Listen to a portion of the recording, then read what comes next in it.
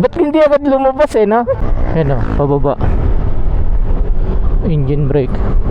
Kahit naka-throttle tayo, nag-engine brake siya. Tapos para mawala, ganun mo lang siya. Okay.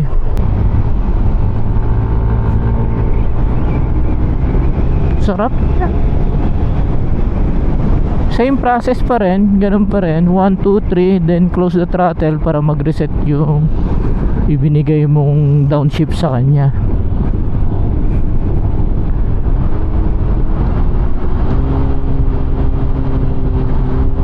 Sarap niya ipang corner mga lodi. Test ride lang tayo mga lodi nitong NMAX TechMax. ABS na siya. Sarado din ang trip dito. Tapos may base na yung kanyang shocks. So, subukan natin. Aray ko po. Oh, sarap. Paano ba to? Ganun. Hindi natin alam to eh. Yun. Let's go.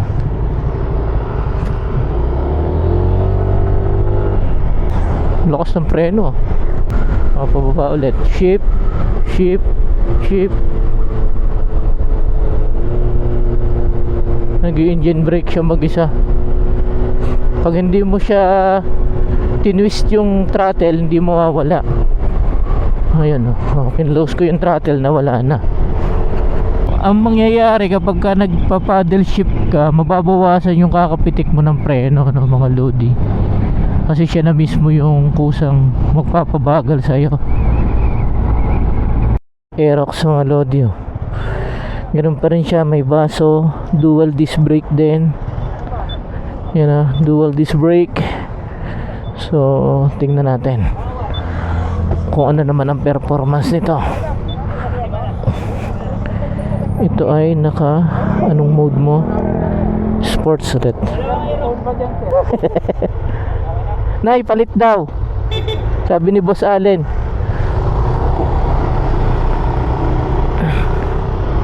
Let's go. Sige kuya. Sports mode pa rin, Aerox.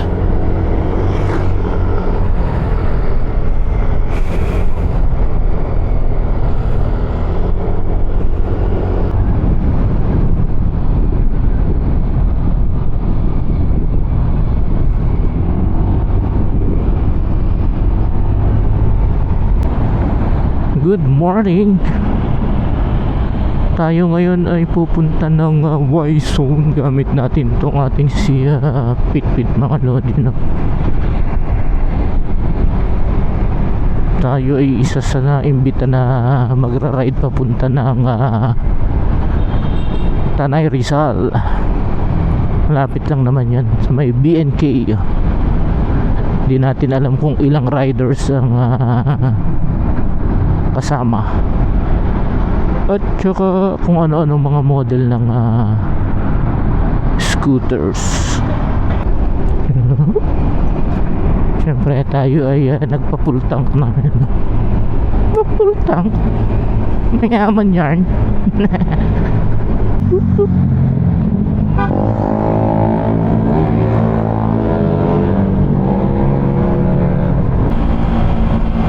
Si kuya, simple lang. Aerox din yan, Aerox. Baba Aerox. Ikaw ang pangalan na naririnig sa bawat araw na dumaraan. Ikaw pa rin ang pinipili kong mahalin. Hindi ko malilimutan ang muntik ng wakas nang gusto kong bumitaw. Okay. Let's go na tayo mga lodi. Prepare na. BNK lang tayo, BNK. May pa-ride si Yamaha mga lodi. Touring ride ng ating mga scooters.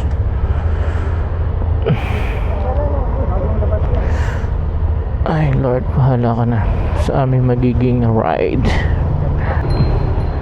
Syempre kailangan parating naka safety gears mga lodi. Hindi papayag si ay sir, hindi papayag si Yamaha ng walang safety gears. Yan ang dapat kung walang padded na pants, naka ano tayo, knee pad tsaka elbow pad. Let's go.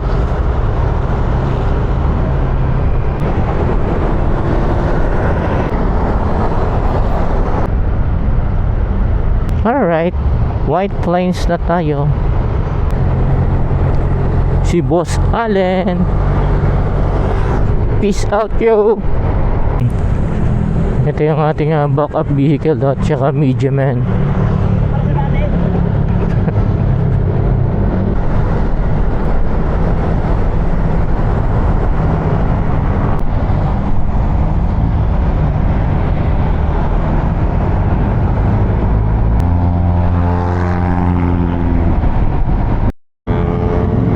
Okay, first stop, regrouping at saka magpapagas yung mga hindi pa naka full tank.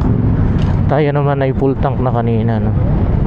Marami tayong makakasabay panigurado nito paakyat ng Marilaki. Are you okay? Yup. Matik yan pag huminto, mayroong patubig. Sige po. Takbong pasyal-pasyal lang tayo mga lodi. Okay ka lang kuya? Okay ka lang? Bakit? May hindi, nagpaiwan ka eh. Nagpaiwan ka doon sa grupo mo. Okay ka lang? Okay lang. Sige. Bikers! Bike!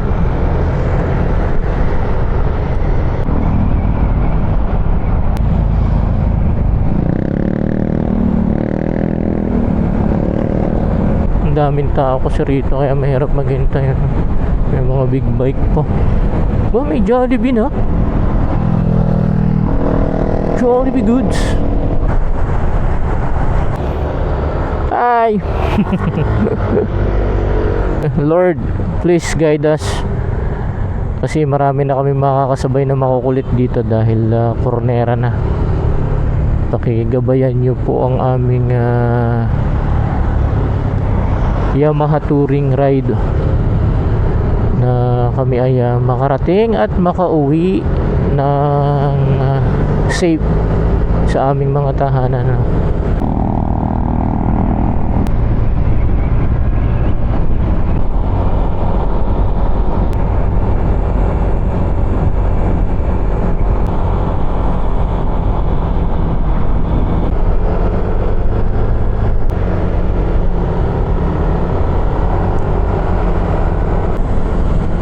Observe silence. Kargado sa unahan.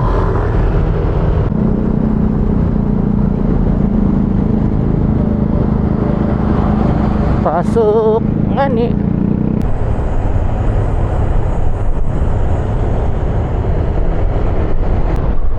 Tsaka automatic pagka magjo-join ka dito sa ride nila, kailangan naka-gear ka, gloves, padded jacket.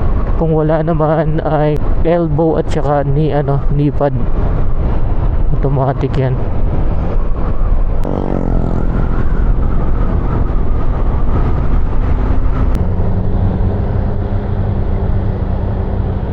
Turquesa.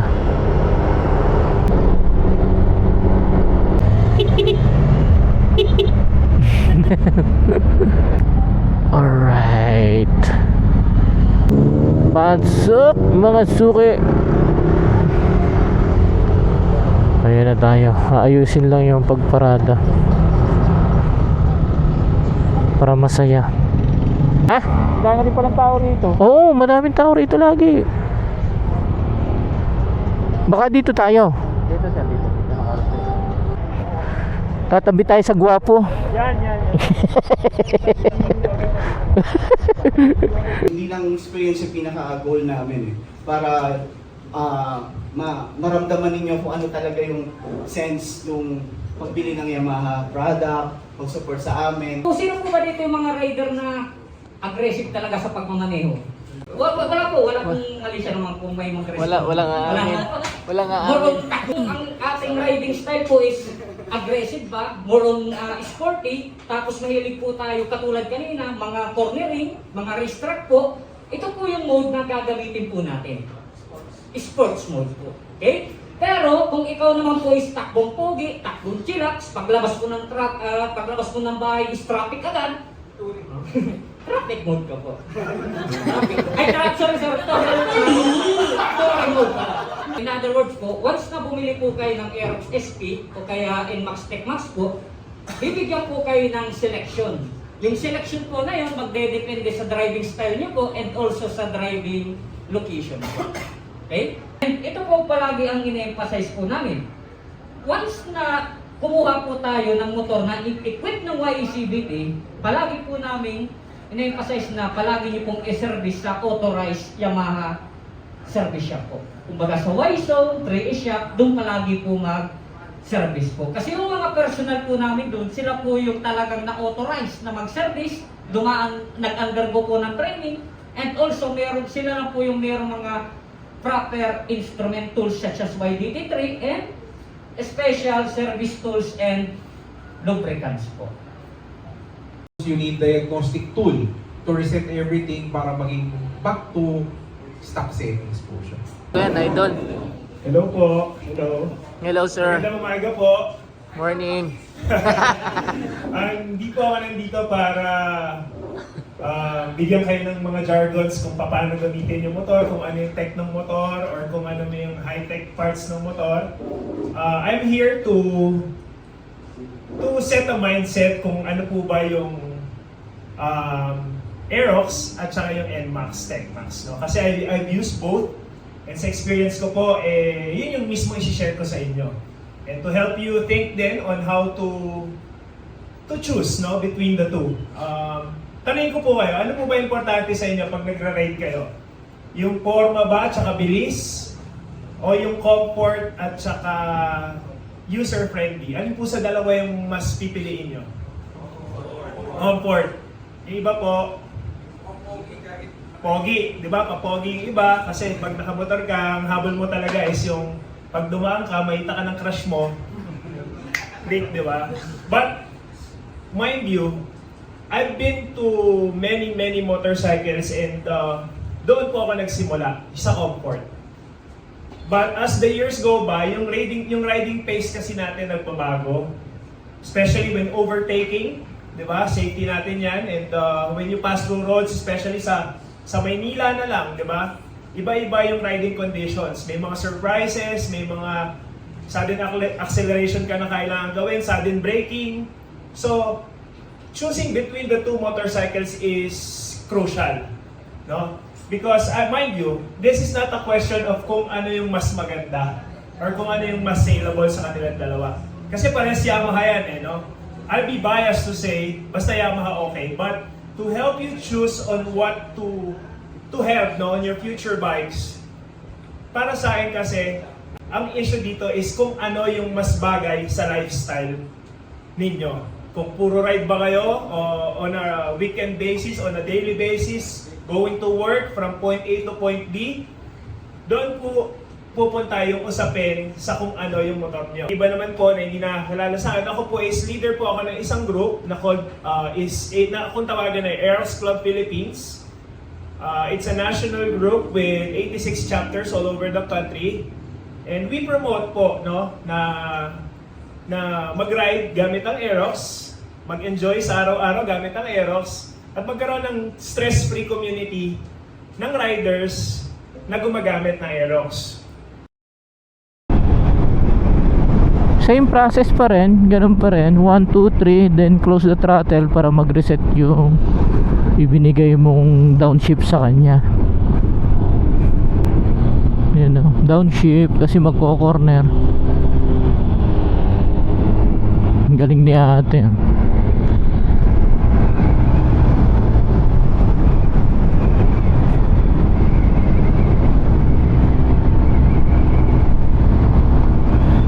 subukan natin. Sharp curve to eh. Yuhuu.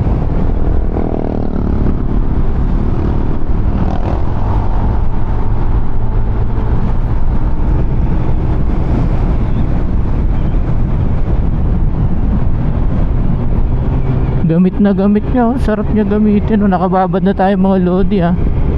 S1 letter T, so touring mode tayo. May temperature pala siya, oh. 87 degrees. Okay, sige po. So touring, medyo ano lang ng konti, may downshift pa rin si touring. Hindi lang siya ganun ka-aggressive. Okay, shift tayo sa sports. Yan na, di ba? Pwede mong kahit nananakbo ka na, pwede mo pang i-shift ng ano, shift ng mode. Naka-sports tayo. In touring. Sports. Uphill. Sarap.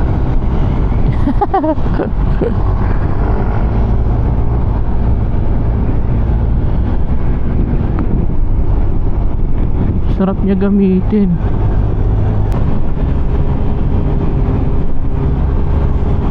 Oo nga, no, walang bitin pag mag-o-overtake ka rito.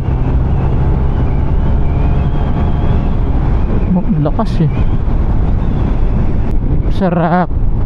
Maraming salamat Wiseau, no, sa pa-experience. Okay, finish line. To B&K Cafe and Resto at saka sa ating mga bossing sa Yamaha, no. Maraming salamat po sa pag-invite. Bye-bye, ingat kayo.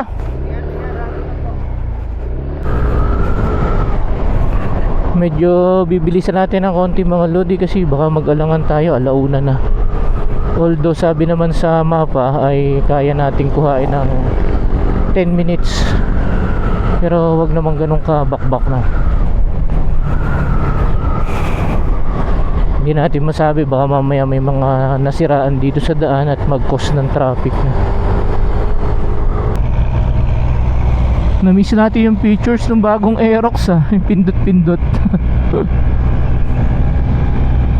Isa sa magpapatibay ng loob mo yung pagka magko-corner.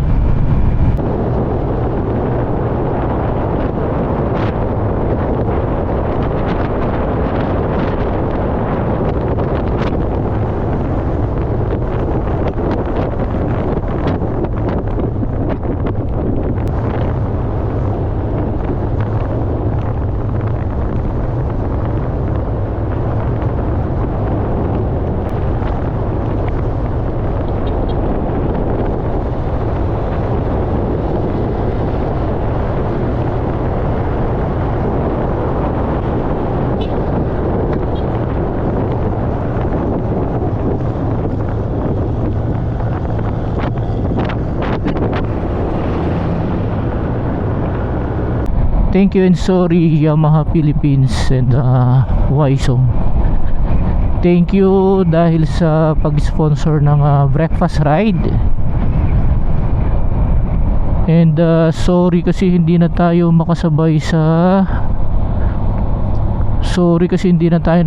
sa pababa, no, sa grupo. Dahil sa tayo ay mayroong work. At baka mamaya ay mag-alangan tayo kapag sumabay pa tayo sa pagbaba ng grupo.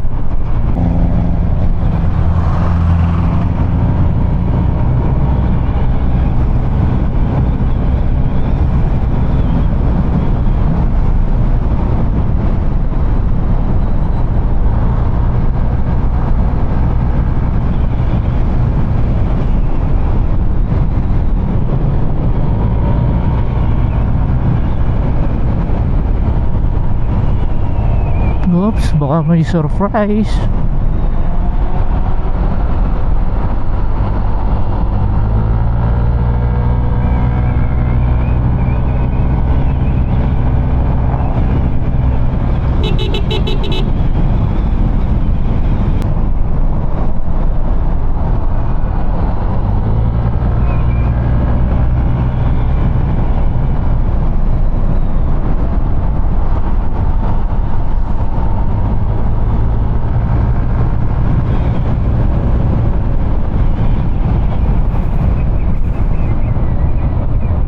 Traffic Discipline Zone.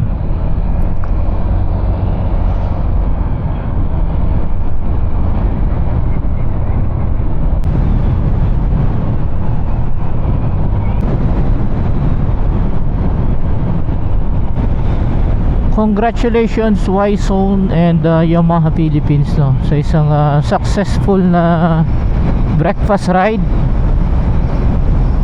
At maraming salamat sa ano po, sa pa-test ride ng Aerox SP and Yamaha Tecmax, no. Ang sarap mga loading gamitin nung parehas na motor, lalo na kapag ganitong uphill, downhill, no. Talagang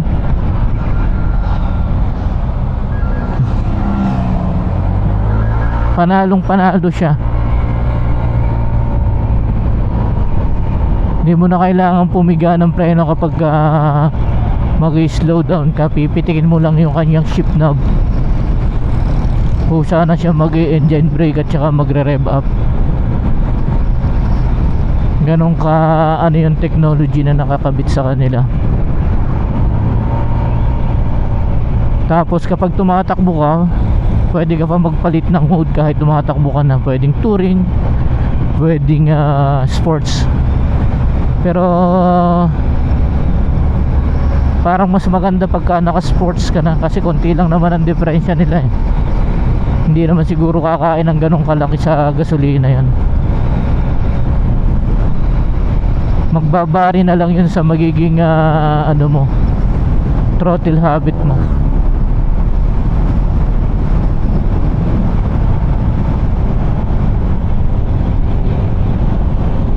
Para kapag mag-overtake ka, mas mabilis kapag ka naka-sports, kasi yung arangkada niya iba-iba.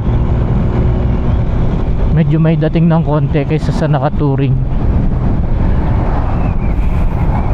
Pero parehas naman siyang gagana yung downshift upshift. Kay touring and kay sports mode ka, gagana pa rin yung